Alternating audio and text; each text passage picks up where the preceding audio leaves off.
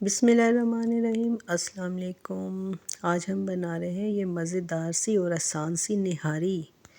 चलिए शुरू करते हैं बनाना। अच्छा, मैंने यहाँ पर कुकर में जो है ना 1 कप के करीब ऑयल ले लिया है और उसमें जो है ना मैं एक प्याज जो है ना इस तरह काट के तो फ्राई कर लूँगी।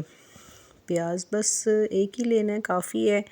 इसको हम अब फ्राई कर लेंगे अच्छी तरह। ज़्यादा फ्राई नहीं करेंगे, बहुत मतलब बिल्कुल जलाना नहीं है, लेकिन हल्का सा गोल्डन सुनहरा कलर दे देंगे, बहुत ज़्यादा गोल्डन नहीं करेंगे।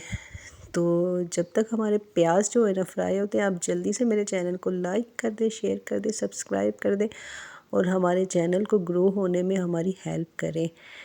चलिए जी, प्याज जो है ना यहाँ पे गोल्डन होना शुरू हो गए हैं, तो यहाँ पर हम लोग जो है ना लहसुन अदरक पीस के वो डाल देंगे। तो इसको जो है ना प्याज़ों के साथ हम अच्छी तरह भून लेंगे। तो प्याज़ों को और लहसुन अदरक को अच्छी तरह भून के तो हम लोग फिर बाकी चीज़ें ऐड करेंगे। अच्छा, प्याज हमें ज़्यादा जलाने नहीं हैं, क्योंकि वरना फिर हमारी निहारी का कलर ख़राब हो जाएगा। बस इतना कलर काफ़ी है। तो इस स्टेज पे हम लोग जो है ना गोश्त डालेंगे। गोश्त मैंने जो है ना यहाँ पर ले लिया है आधा किलो से थोड़ा ज़्यादा है, मतलब किलो नहीं है, किलो से कम है।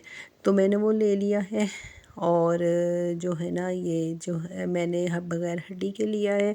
इसको अब हम इसमें डाल के भून लेंगे। इतना भूनना है कि जो है ना बस इसका कलर चेंज होगा ना वाइट, तो फिर हम इसमें मसाले ऐड कर देंगे। तो बस इसको थोड़ा सा भूनते हैं और इसमें मसाले ऐड करते हैं। आप मुझे प्लीज़ कमेंट्स किया करें, कि मुझे बताया करें आप लोगों को मेरी रेसिपीज़ कैसी लग रही हैं। तो यहाँ पर मैंने इसको थोड़ा सा भून लिया है और इसका कलर चेंज हो गया है। इस स्टेज पे अभी हम लोग जो है ना इसमें मसाले वगैरह, यहाँ पर मैं हाफ़ चम्मच जो है ना नमक की डालूँगी और हाफ़ चम्मच के करीब ही जो है ना मैं लाल मिर्च डालूँगी। ज़्यादा नहीं मैं डालूँगी, क्योंकि हम लोग इस यहाँ पर जो है ना आधा पैकेट जो है ना निहारी मसाले का भी ऐड करेंगे। तो इसलिए मैं जो ना घर के मसाले कम डाल रही हूँ। तो हाफ़ पैकेट के करीब जो है ना हम लोग निहारी मसाला डाल देंगे और इसको अच्छी तरह भून लेंगे। इतना भूनेंगे कि ऑयल अलग हो जाएगा। तो यहाँ पर थोड़ा सा मैं साथ में पानी भी ऐड करूँगी, ताकि मसाला लगे ना और मसाला भून भी जाए और गोश्त की स्मेल भी ख़त्म हो जाए। तो इसको अच्छी तरह हम भूनेंगे और जो है ना जब ऑयल बिल्कुल अलग हो जाएगा और अच्छी तरह भून जाएगा, फिर हम लोग जो है ना इसमें मज़ीद पानी ऐड करके इसको पकने के लिए रख देंगे।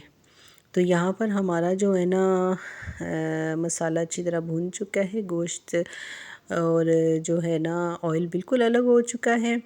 और अब ये हम लोग इसमें पानी ऐड करें। पानी हम लोग तकरीबन आधा लीटर या 1 लीटर के करीब ऐड करेंगे, ताकि हमारा गोश्त भी गल जाए और जो है ना हमारा शोरबा भी बाकी रह जाए, ताकि जो है ना ग्रेवी हमारी अच्छी बन सके।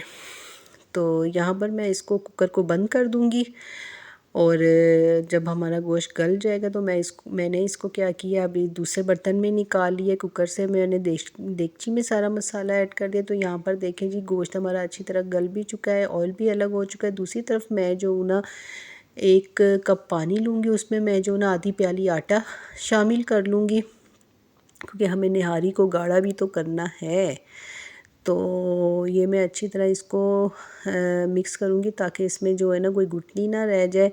फिर हम इसको जो है ना अपने निहारी वाले मसाले में ऐड कर देंगे। हम लोग थोड़ा थोड़ा ऐड करते जाएंगे, ताकि जो है ना गुठलियाँ ना बने और ये अच्छी तरह मिक्स भी हो जाए। साथ साथ चमचा भी चलाते जाएंगे और हाथ नहीं रोकना हमें, आटा शामिल करते हुए हाथ नहीं रोकना। और देखिए जी, अच्छी तरह ये मिक्स हो जाए। थोड़ी देर इसको पकाएंगे, 20 से 25 मिनट हल्की आंच पर। तो जो है ना तकरीबन ये हमारा काफ़ी देर हम लोगों ने ये पका लिया है और ये हमारा अच्छी तरह पक रहा है। और साथ साथ और यहाँ पर ये देखिए जी, मैं गोश्त भी चेक करूँगी कि हमारा ये देखें गोश्त कितना अच्छी तरह ये गल चुका है, गला हुआ है हमारा गोश्त। और जो है ना ये साथ साथ ये पक रहा है अच्छी तरह। और अब हम इसको निकालते हैं डिश में। तो ये देखिए जी फाइनल लुक कैसा आया है हमारी निहारी का। ये इतनी मज़े की बनी है, आप लोग ज़रूर ट्राई करिएगा। कोई मेहनत नहीं है, झटपट तैयार होती है, मिनटों में बन जाती है और टेस्ट इसका बहुत लाजवाब होता है। इसको पराठे के साथ खाएं, नान के साथ खाएं, दोनों के साथ टेस्ट बहुत ज़बरदस्त आता है। अपनी दुआ में याद रखिएगा, ख्याल रखिएगा। अल्लाह हाफिज़।